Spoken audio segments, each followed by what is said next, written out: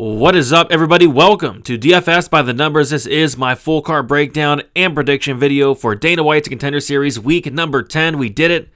9 weeks down, 1 to go. Week number 10, and they threw a curveball at us. We got 6 fights for this week, so that's why the video's coming out a little bit later. And it would have been out actually earlier, but I went to record and I realized that I forgot to tape one of the fighters. So I had to go do that, and now it is currently 2 o'clock in the morning. I'm exhausted, but the show must go on. We got to break down some fights. Before we get into it, I just want to thank everybody for all the support throughout the season. It's been a really fun season. I think this is my favorite season since Dana White's Contender Series started, a few years back. And yeah, it's been a lot of fun. Doing a shout out to everybody who always liked the videos, left a comment. And sign up on dfsbythenumbers.com. Put a ton of work into this season. I've been doing, the live fight companions as well. People seem to enjoy those. So yeah, a lot of work went in, and it's been a fun season. So I do want to thank you guys for that. Also, like the video if you have not already. Subscribe to the channel if you have not already. Trying to reach 30K subs. If you guys do enjoy the content, please consider hitting the subscribe button, and then leave me a comment. The comment helps out the algorithm and all that good stuff. All right, let's get into some fights. We got 6 fights to talk about. Going to try to get this done in about 30 minutes so I can go to bed. All right, let's start the first fight of the night. We got Wes Schultz, and he's taking on Mario Minaj. We will start with Wes Schultz. Schultz is training out of Pura Vida BJJ. He's 29 years old, 6'2" with a 76-inch reach. Schultz is 7-2 and 4-1 in his last 5 fights. So notable wins or losses for Wes Schultz. He lost to Dylan Budka yeah, you heard that correctly. Dylan Budka last year, I think 2 years ago at this point, in LFA by decision. And then he lost to Mansur Abdulmalik on the Contender Series. That was last year by second round knockout. So Wes Schultz has an 86% finish rate, 28% of which come by knockout, and 56% of his wins come by submission. So yeah, Schultz is definitely going to be the slightly more experienced fighter in this matchup. He's definitely fought the better competition in this matchup, I'd say. Schultz, he can be taken down. He's comfortable off his back, but he's very active and he's looking for submissions. So he's been 3 rounds before, and he's pretty dangerous the entire time. He does slow down in some of his fights, especially in the Mansur Abdulmalik fight, but he's going to be dangerous, pretty much the entire fight. And he's just relentless. He's relentless the entire time. He's trying to get his game going, and his game is going to be getting fights down to the mat. Once he does get the fight down to the ground, he has some pretty nasty ground and pound. On the feet, he's pretty calm, cool, collected. He's very kick heavy. He does have a sneaky head kick that I'll go to, and I've seen him land a couple times, but he is primarily looking to get the fight down to the ground.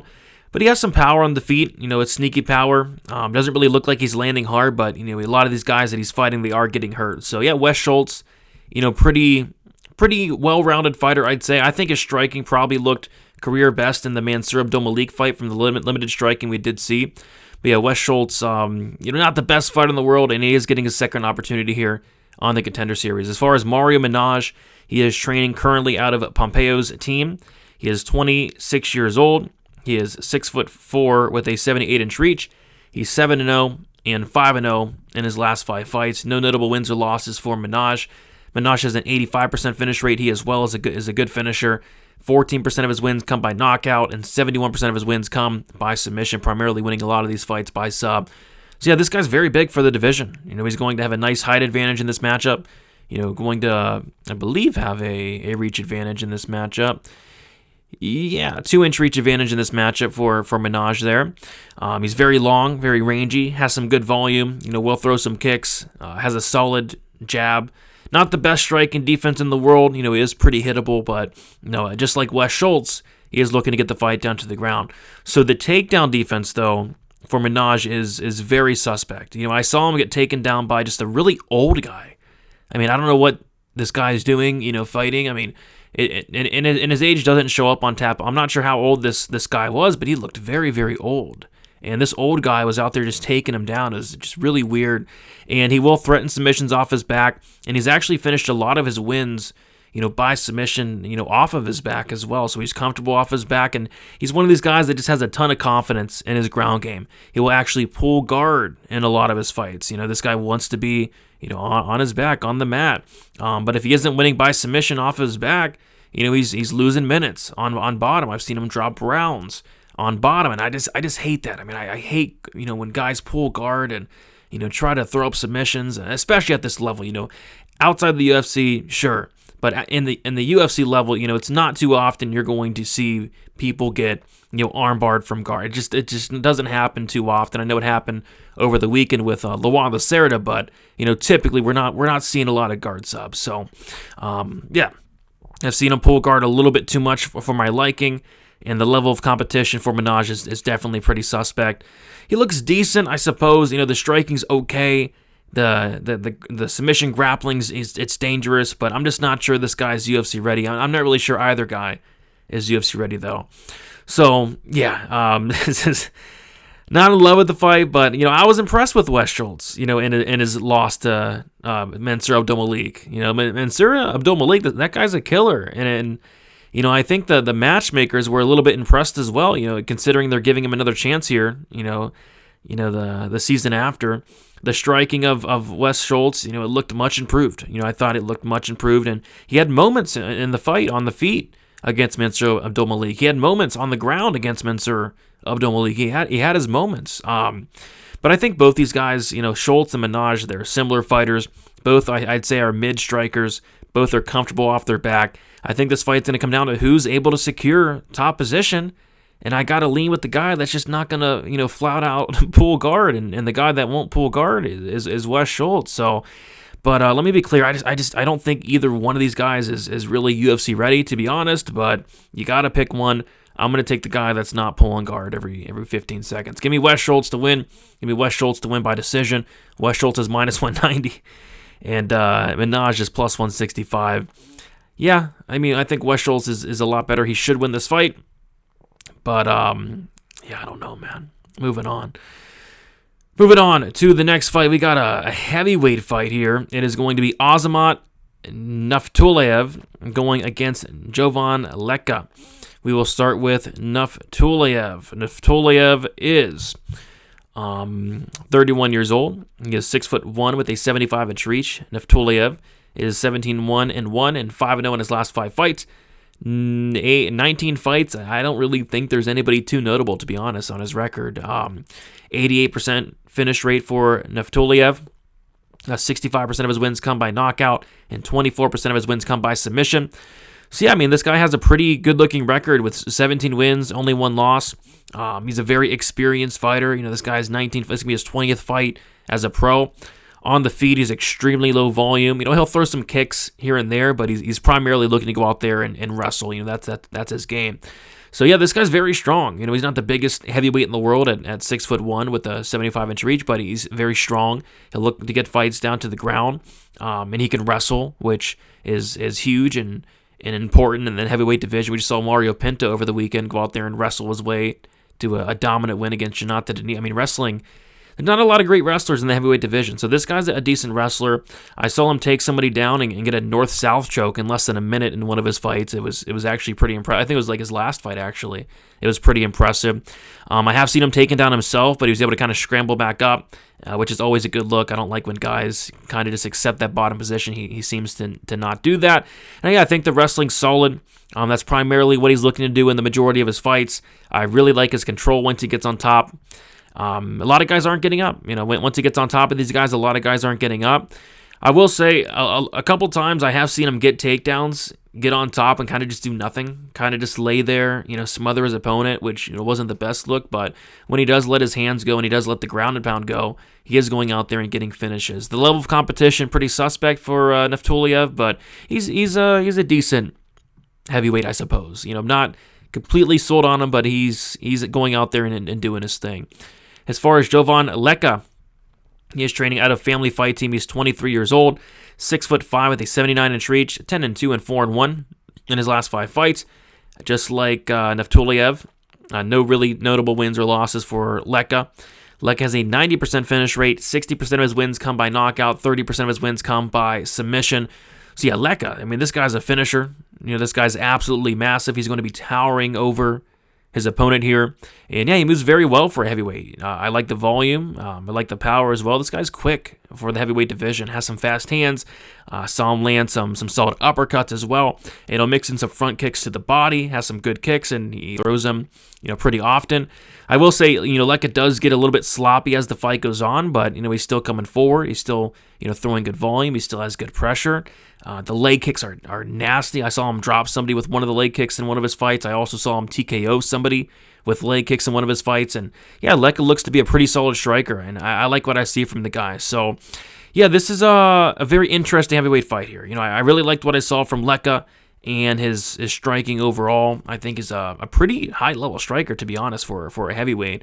And he's definitely going, astronomical striking advantage for the guy, you got to imagine. But Napole is going to be looking to take him down, going to be looking to potentially hold him down.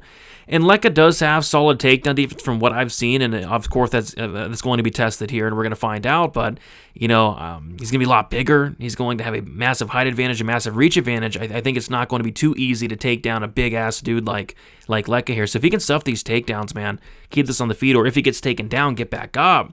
I think he's just a much, much better striker. So I'm going to side with the striker here and Leka to get the job done. I'll say he finds a knockout early in the first or second round. But yeah, kind of a tricky matchup. Kind of got a wrestler versus striker matchup here. Again, not the highest level fight in the world. I'm not sure if either one of these guys has a extremely high ceiling, but I'm going to take Leka to win this fight. I'll say first round knockout. All right, now we get to the good stuff. All right, we get to the good stuff now. This fight's going to be incredible. Michael Olivera going against Victor Valenzuela. Oh, and by the way, Naftaliev is a minus 120. Leka's plus 100. There we go. All right. Yeah, Olivera, Valenzuela. So we'll start with Olivera. Olivera is training out of KO Squad MMA. He's 27 years old, 6 foot. He's 8-0 and 5-0 in his last 5 fights. Olivera has no notable wins or losses, but he has an 88% finish rate. All those come by knockout. No subs on the record for Michael Olivera.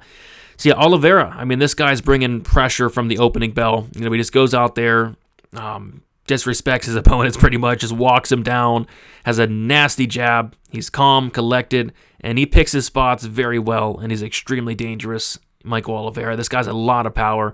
Finished 7 of his 8 wins by knockout. Extremely quick hands. Defensively, I really like what I see from the guy. Has good head movement, and his style's fun to watch. Just non-stop forward pressure. The one decision he had, he just beat 7 shades of shit out of the guy in the second round. The fight probably could have been stopped on a couple different occasions, but this guy arguably should have, 100% finish rate all by knockout. But I saw him get a head kick knockout late in one of his fights. The cardio looks good for Olivera. If he can get on top, he has good ground and pound.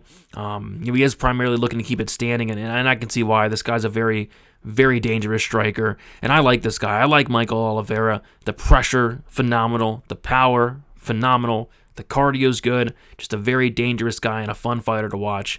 Very impressed with Michael. As far as Victor Valenzuela, he is training out of MMA Masters. Valenzuela is 31 years old, 5'9", with a 70-inch reach. 12-3 and 5-0 in his last 5 fights. No notable wins or losses for Valenzuela, I'd say. But he's fought some serviceable competition. Nothing great, but serviceable guys. He's not going out there and fighting bums.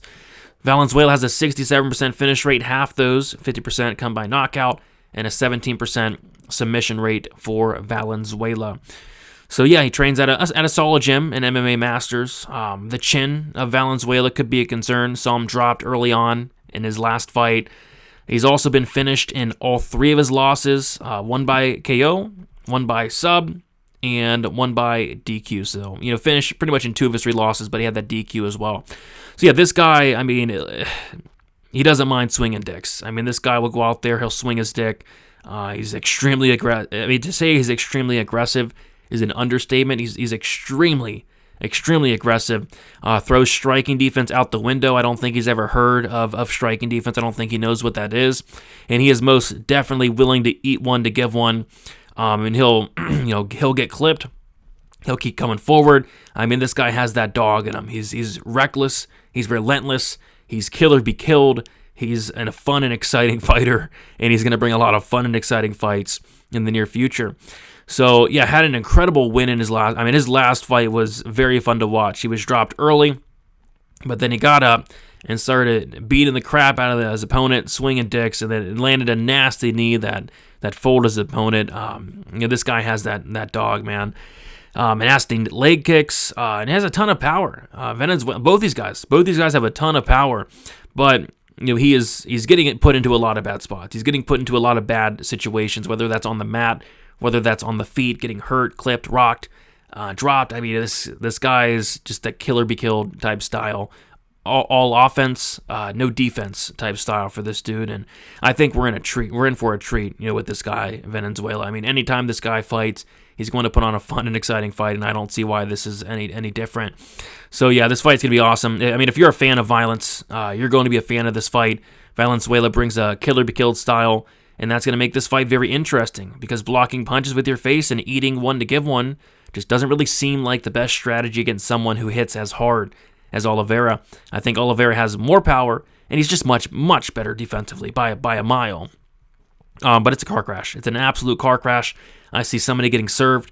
I see somebody getting served very violently, but I think that somebody getting served is going to be Valenzuela. Give me Olivera to win this fight by first round knockout. Both these guys are going to pressure. Both these guys are going to meet in the middle. Both these guys are going to pull out their dicks. I think it's going to come down to who has the bigger dick, and I think it's going to be Michael Olivera. Give me Michael Olivera to win this fight by first round knockout in one of the best, if not the best fight of the card.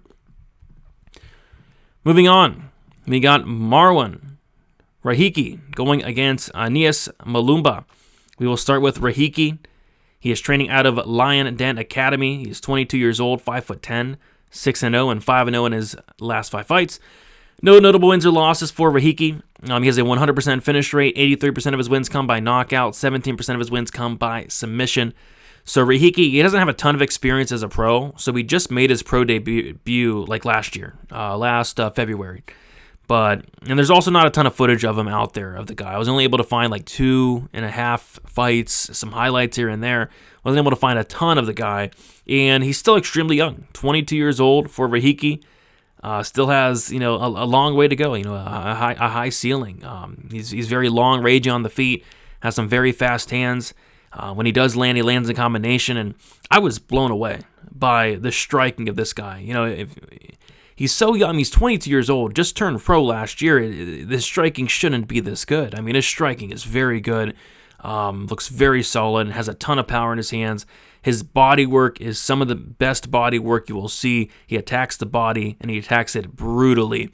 Saw him fold one of his opponents with a perfectly placed body shot in his MMA debut, and I'm watching fights of Rahiki from like his MMA debut, like a year and a half, almost 2 years ago. I'm watching some of his amateur fights, and he looks legit even back then. At 19, 20 years old, and I haven't seen his recent fights, Rahiki. I haven't seen his last couple recent fights. I couldn't find them. So I mean, if this guy's making improvements, I mean, this guy could be a monster. I mean, this guy could be a extremely good prospect. Might have an extremely good prospect. I was blown away with what I saw from the dude. So he can be taken down, and that's kind of the worry in this matchup. But he does show urgency to get back up, and he can get takedowns himself. He has some nice throws that'll go to, but primarily looking to keep the fight standing. And yeah, I'm extremely impressed. Like I said, I haven't seen the recent fights, but I have a feeling that he's only going to get better. I mean, why would you not at only 20, 21, 22 years old? And I think this guy could be the real deal. So, yeah, I'm looking forward to seeing potential improvements out of the guy. I'm looking forward to seeing the best version of Rahiki. And, yeah, this guy looks legit to me. As far as Anis Mulumba, he's training out of Elite Training Center. Mulumba is 27 years old, 5'9", 9-2, and 4-1 in his last 5 fights. So, notable wins or losses, he was submitted by Giles DeJourn in 2024, which was one of his 2 losses. Mulumba has a 100% finish rate. 44% of his wins come by knockout. 56% of his wins come by submission. So yeah, Mulumba's definitely the more experienced fighter out of the 2, but I also wasn't able to find a ton of footage of the guy. But from what I've seen, he has solid forward pressure, Not a ton of volume, but he does have some power in his hands, and he's going to look to get the fight down to the ground in a lot of his fights, and especially here. So definitely can get takedowns. Half his wins come by submission, so he has a decent submission game. And the grappling does look pretty solid. If he gets to your back, you can be in trouble. He can submit you. The ground and pound's pretty nasty as well. He can get into dominant positions. He can get into mount. He can pound you out. And if he gets on top, could be in danger. And yeah, he looks solid to me. From what I've seen, from the limited footage I've seen, he looks solid to me. Definitely needs to get the fight down to the ground here, in my opinion. If he doesn't, he's probably getting knocked out. So, another pretty much a striker versus grappler matchup here. And yeah, both these guys look solid to me. I am a little bit worried.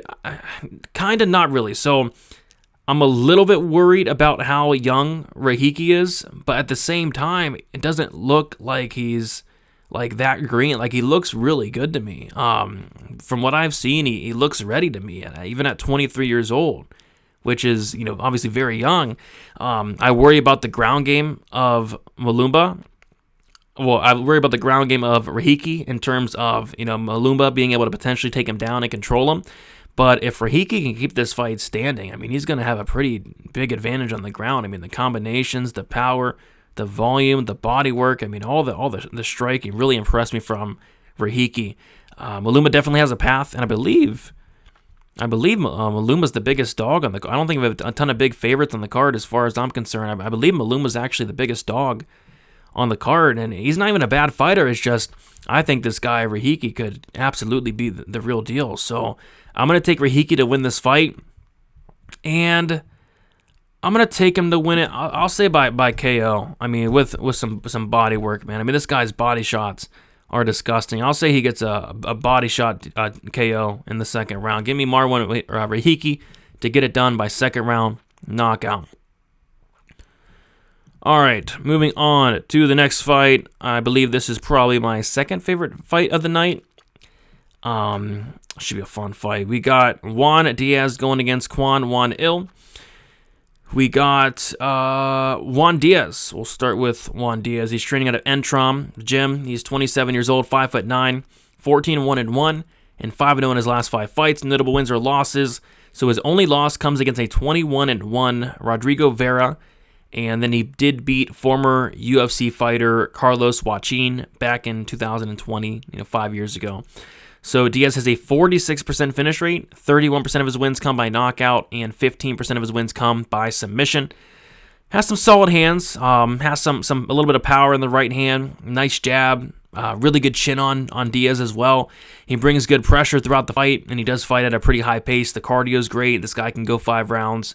I like the head movement the majority of the time.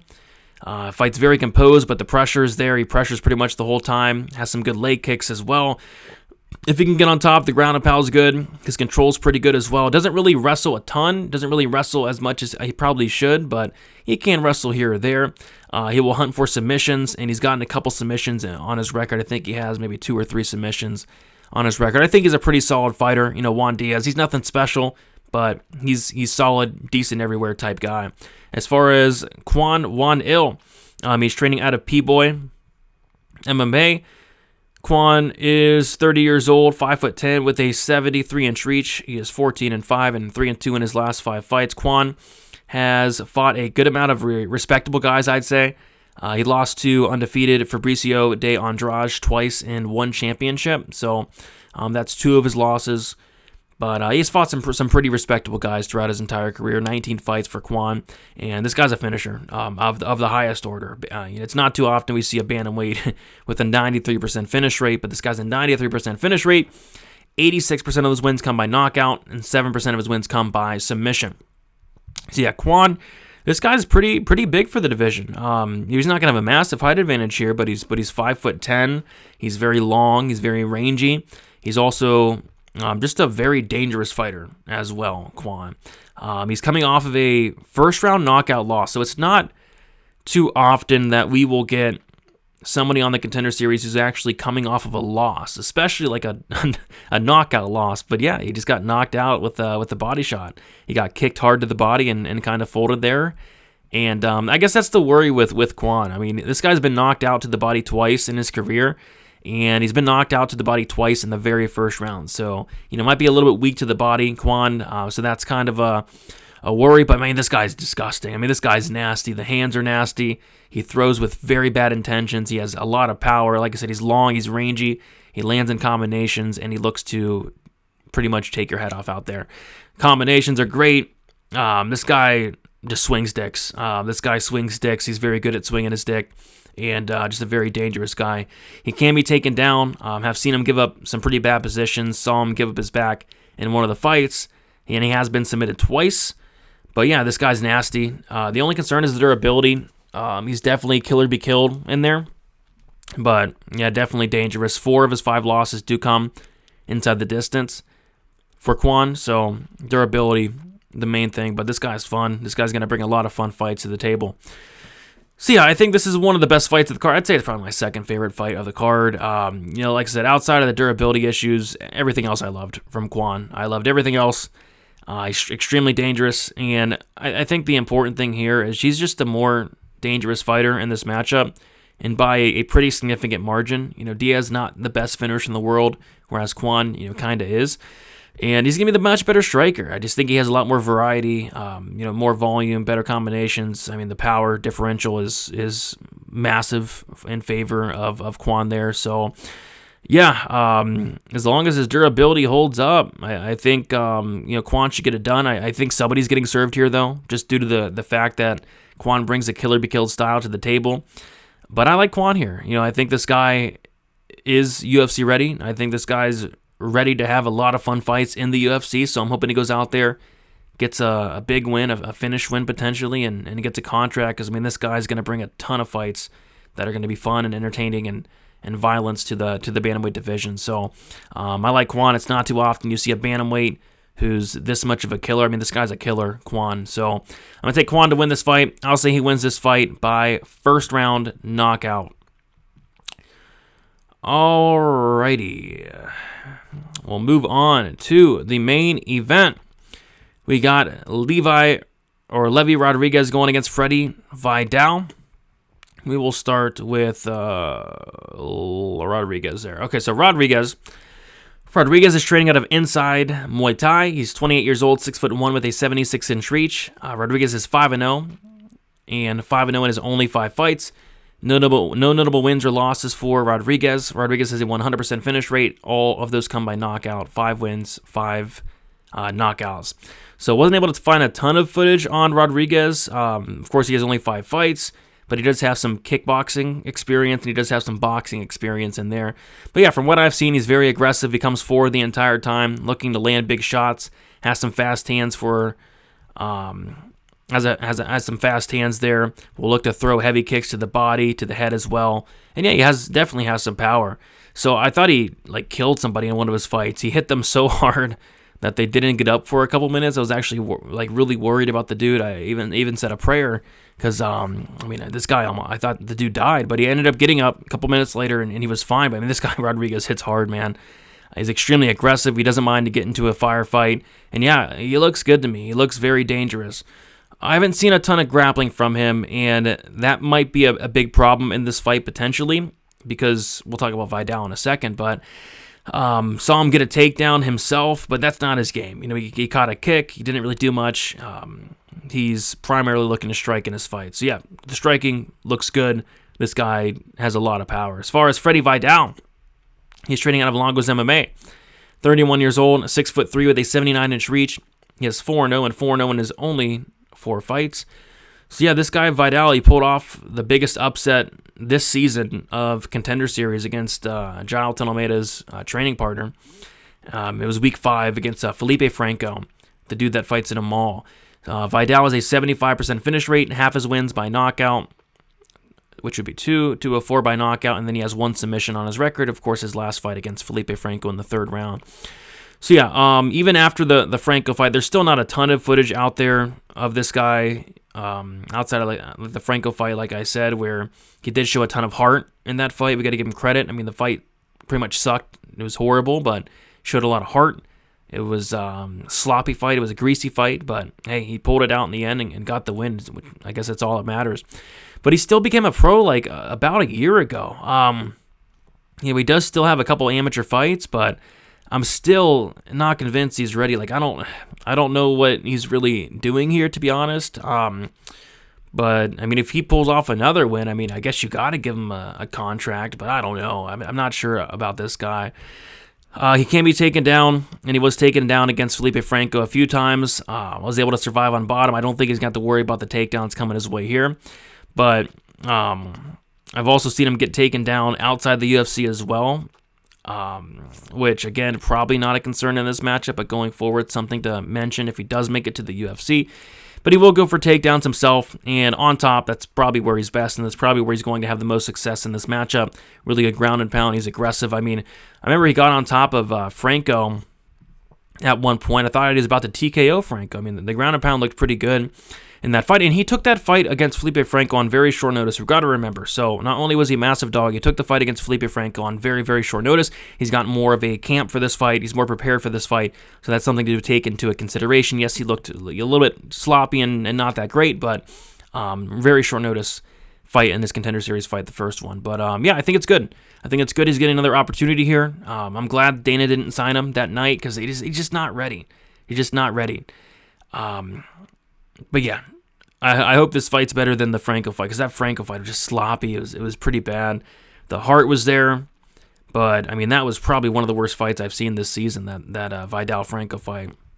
So yeah, I'm not sure why this is the main event, by the way. I mean this the Juan Diaz fight is a lot better.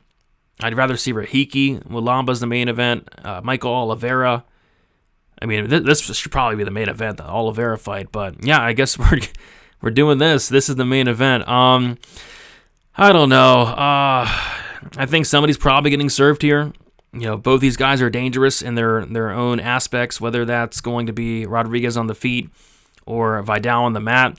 And I think it all comes down to whether Vidal's looking to grapple, and I don't see why he wouldn't. I don't see why he wouldn't look to get the fight down to the ground. If this fight is on the feet, I mean, Rodriguez is probably going to knock him out and make it look easy, but I mean, Vidal's probably going to wrestle, and I think there's a good chance he does get those takedowns. And if he does get those takedowns, I mean, the ground game of Rodriguez is just a big unknown, and Vidal has shown that, yeah, his ground game is not bad. It's not bad at all. So if I had to pick one of these guys, I guess I'm going to lean with Vidal. But I don't know. Flip a coin on this one. Give me Vidal to get it done. I think he has a clear path with the grappling, the wrestling, the ground and pound. Give me Vidal to win this fight by second round TKO. There you guys have it. Season 9 in the books. Week number 10 in the books. Again, thank you guys so much for watching throughout the season. If you guys enjoyed it, hit the like button, subscribe to the channel, and leave me a comment. And yeah, check out UFC content. We got a lot of big fights coming up. We got UFC Vancouver coming up, UFC 321 coming up, and then they just announced a lot of phenomenal fights for UFC 323. So we got a lot of things still to be excited about as fight fans. It's bittersweet.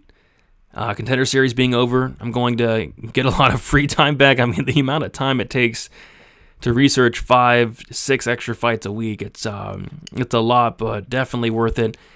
But yeah, guys, best of luck. I'll be doing a fight companion, I believe, Tuesday night, 8 o'clock Eastern time, so come check me out, come hang out, we'll do some commentary, all that good stuff, talk some betting angles and all that good stuff. And yeah, guys, best of luck. Dana White's Contender Series, week number 10. We'll see you later.